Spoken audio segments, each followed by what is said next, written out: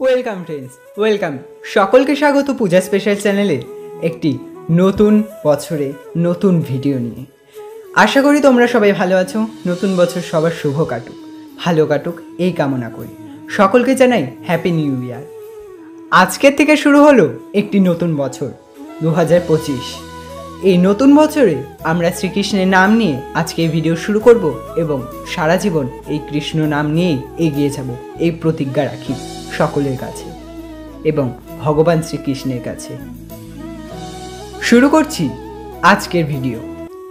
আপনারা দেখছেন পূজা special channel present মনসার কথা। চাঁদ সদাগর তাকে পুজো দিতে যাননি, চাঁদকে জোর করে ভয় দেখিয়ে পুজো নিলেন দেবী মনসা। না হলে তো সমাজে দেবীর প্রতিষ্ঠা মিলবে না। দেবসভায় দেবতারা যাকে দূরছাই করেন, যে দেব সমাজে প্রতিষ্ঠার জন্য এত স্ট্রাগল, ভেবে দেখেছেন আজ কি করে তিনি এমন সর্বব্যাপী? না, আমাদের ঠাকুর ঘরে দুর্গা, কালী, লক্ষ্মী, সরস্বতী, শিব, রাধাকৃষ্ণের মতো তার তেমন কোনো ব্যাপক উপস্থিতি নেই। কিন্তু লক্ষ্য করলে দেখবেন বঙ্গদেশের প্রত্যেক পাড়াতেই মা শীতলা মনসার পুজো পান। আমাদের আশেপাশে শীতলা বা মনসাতলা থাকে, সেটা হয়তো কোনো গাছের তলায় বা একটি বেদি অথবা পুকুর ধারে একটা ফণি মনসার ঝোপ। কিন্তু সেটা যত সাদামাটাভাবেই হোক, থাকে কিন্তু অবশ্যই। কথা হচ্ছে কেন, কে এই দেবী মনসা? তিনি কোথা থেকে এলেন? কী বা তার ইতিহাস? কেন চাঁদ তাকে বলতেন চ্যাংমুড়ি কানি? ফণি মনসা গাছের সঙ্গে তার সম্পর্ক কি? এই পর্বে কথা হবে এসব কিছু নিয়ে। দেখুন, দেবী মনসাকে আমরা চিনি সর্পকুলের অধিষ্ঠাত্রী দেবী হিসেবে। কিভাবে তার জন্ম হলো তা নিয়ে পুরাণে মনসা মঙ্গল কাব্যে ছড়িয়ে রয়েছে নানান বিচিত্র কাহিনী। আর আমি যে আপনাদের সঙ্গে এত কিছু শেয়ার করছি এমনি এমনি নয় কিন্তু, অথবা কোনো কাল্পনিক গল্প নয়। এগুলো সব রিসার্চ করে আমি অনেক কষ্টে খুঁজে বের করেছি। যাই হোক, যে মন দেবী ভাগবত ও ব্রহ্মবৈবর্ত পুরাণে বলা হচ্ছে সাপের ভয় থেকে মানুষের পরিত্রাণের জন্ম, ব্রহ্মা কাশ্যপ মুনিকে বিশেষ একটা মন্ত্রবিদ্যা আবিষ্কার করার আদেশ দেন। ব্রহ্মার আদেশে কাশ্যপ মুনি যখন গভীরে চিন্তাভাবনা করছিলেন, তখন তার মন থেকে এক দেবীর সৃষ্টি হয়, যিনি কাশ্যপ মুনির মানসকন্যা মনসা। আবার দেবী মনসার পদ্মপুরাণে লেখা জন্মকাহিনীটি বড়ই অদ্ভুত।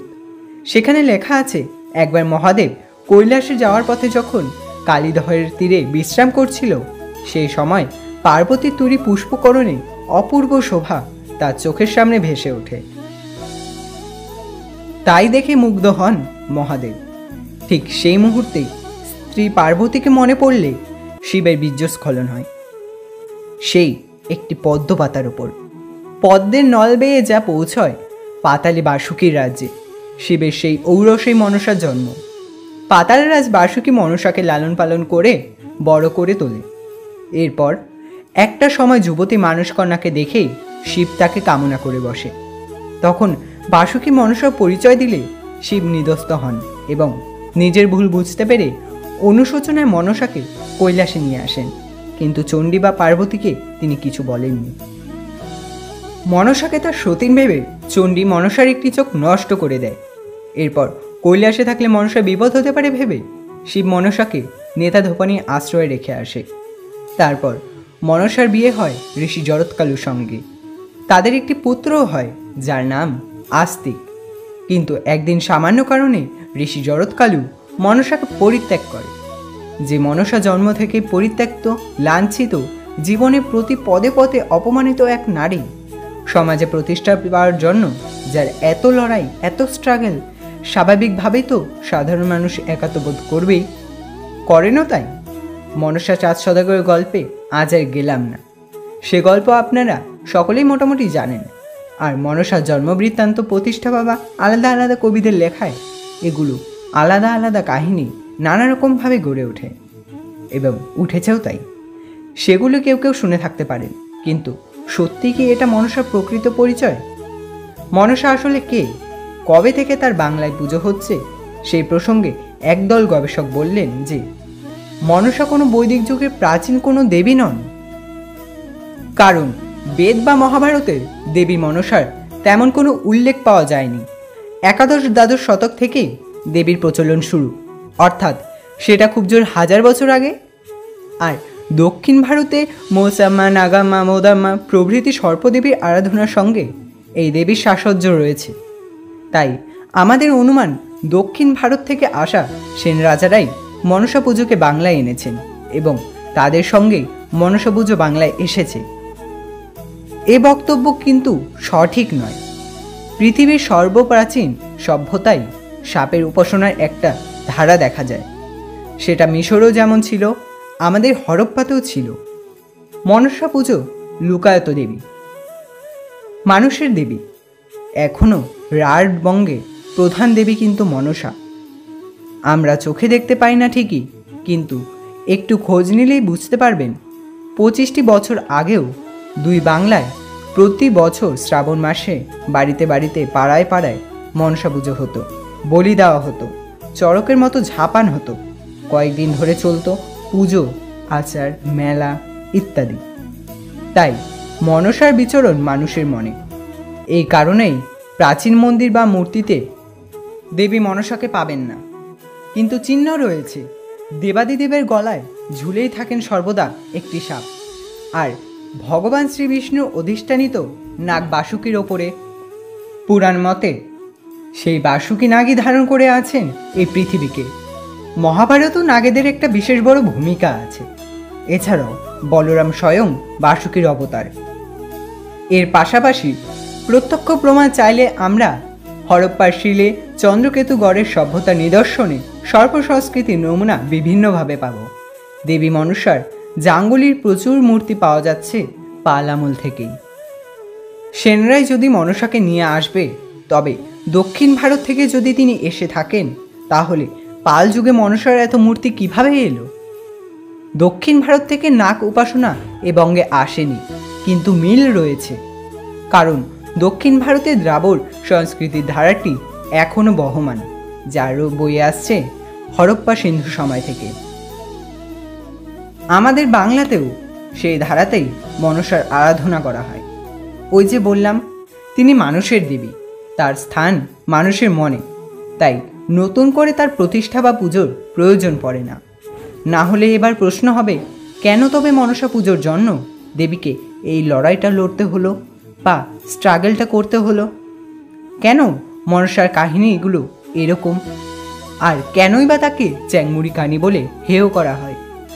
মধ্যযুগের পর গুপ্তযুগ থেকেই আমাদের বঙ্গে সংস্কৃতির সঙ্গে উত্তরাপথের সংস্কৃতির একটা ব্যাপক আদান প্রদান শুরু হয় এবং বঙ্গের লুকায়িত ধারাটি প্রান্তিক করে তথাকথিত বৈদিক ধারাটাই মূল ধারা হয়ে ওঠে।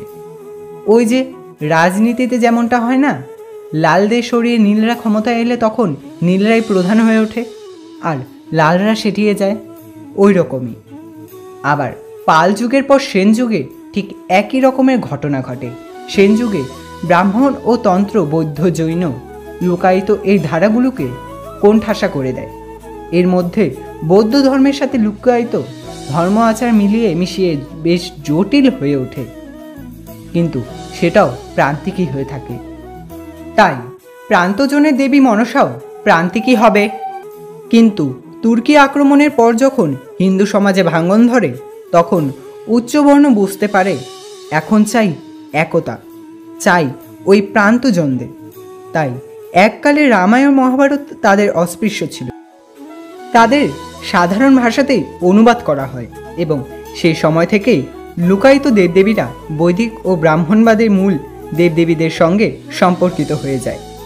কেউ যখন তাদের বউ, কেউ হয় তাদের মেয়ে, আবার অন্য কেউ কোনো সম্পর্কে মিলেমিশে থাকে। চণ্ডী, পার্বতী একাকার হয়ে যায়। মিলেমিশে যাক ধর্ম ঠাকুর, রুদ্রদেব, লোকায়িত শিব ও লিঙ্গ পুজোর সঙ্গে মিলেমিশে একাকার হয়ে যায়। তেমনি মনসা হয়ে ওঠে মহাদেবের মনে। তবে ব্রাহ্মণ ঘরে নিচু জাতের মেয়ে বিয়ে হলে যেমন আজীবন কথা শুনতে হতো বা এখনো হয়, ছোট লোকের দেবতার ক্ষেত্রে তা অন্যথা কেন হয়? এজন্য মনসার গল্পে আসে বিকৃতি। এজন্যই মনসার এত স্ট্রাগল। না হলে ভাবুন না, এই যে চ্যাংমুড়ি কানি বলে মনসাকে গাল দেওয়া হয়, এটা কি গাল? আচার্য কৃতিমোহন সেনের বিখ্যাত আয়ুর্বেদিক শাস্ত্র থেকে উৎকৃষ্ট করে দেখেছেন দাক্ষিণাত্যের ভাষায় সৃজবৃক্ষ, যেটাকে আমরা মনসা গাছ বলে চিনি, যেটাকে আমরা মনসা রূপে পূজা করে থাকি, তার আরেক নাম হলো চ্যাংমুর। এখনও তেলুগু ভাষায় এই সৃজবৃক্ষকে চ্যাংমুর বলে। সেখান থেকে মনসার নাম চ্যাংমুর হয়েছে। আর পৌরাণিক গল্পের সূত্রে দেবী চণ্ডী মনসার চোখ কানা করে দিয়েছিলেন এবং এর জন্যই তার জুটেছে এই কানী নাম, অর্থাৎ এই দুটি নাম মিশিয়ে হয় চ্যাংমুরি কানী। এর জন্যই মনসাকে এত বাজে একটা মন্তব্যের মধ্যে দিয়ে যেতে হয়েছে। দেখুন, হেয় তো করা হয়। আপনার আমার মতো কোনো প্রভাব প্রতিপত্তিহীন মানুষকে এই সমাজে যেমন আজও হেয় করা হয়, ন্যায়ের জন্য, বিচারের জন্য, ন্যায্য সুযোগের জন্য কোনো প্রভাবশালী দাঁড়িয়ে গিয়ে হত্যে দিতে হয়, সাধারণ দেবী মনসার ক্ষেত্রেও তা ব্যতিক্রম হয়নি। পাতালের অন্ধকারে কেটেছে তার শৈশব কৈশোর সব দিনগুলি। আবার যৌবনে তিনি জন্মদাতা পিতার দ্বারাই কামনার বস্তু, আবার তিনি পিতার দ্বারাও পরিত্যক্ত। বিয়ের পর তিনি স্বামীর দ্বারা লাঞ্ছিত, সমাজের দ্বারা লাঞ্ছিত। এ গল্প দেবীর একার নয়, এ গল্প প্রত্যেক প্রান্তিক নারীর। তাই আমাদের সঙ্গে মনসার এত একাগ্রতা। তাই পদ্মা আমাদের ঘরের দেবী, ঘরের মেয়ে। আজ থেকে নয়, মধ্যযুগ থেকেও নয়, ভারতীয় ধর্মাচারের উষাকাল থেকেই তিনি আমাদের আদিম মাতৃ উপাসনার একটি ধারা। তাই দুর্গা পুজো, কালী পুজো, লক্ষ্মী পুজো, এসব পুজোর জাঁকজমকের মাঝখানে এই দেবীকে হারিয়ে ফেলবেন না। 25-50 বছরের আগের হয়তো ঐতিহ্য আর ফিরবে না, কিন্তু আপনার মনে এই দেবীকে বাঁচিয়ে রাখুন, বাঁচিয়ে রাখুন এই সুন্দর গল্পগুলো, এই কথাগুলো। ভিডিওটি সবার মাঝখানে শেয়ার করে, ভিডিওটি যদি ভালো লেগে থাকে একটি লাইক করবেন। আজ তবে আসি, দেখা হচ্ছে অন্য কোনো নতুন পর্বে, নতুন কোনো বছরে, নতুন ভিডিও নিয়ে। ধন্যবাদ। রাধে রাধে।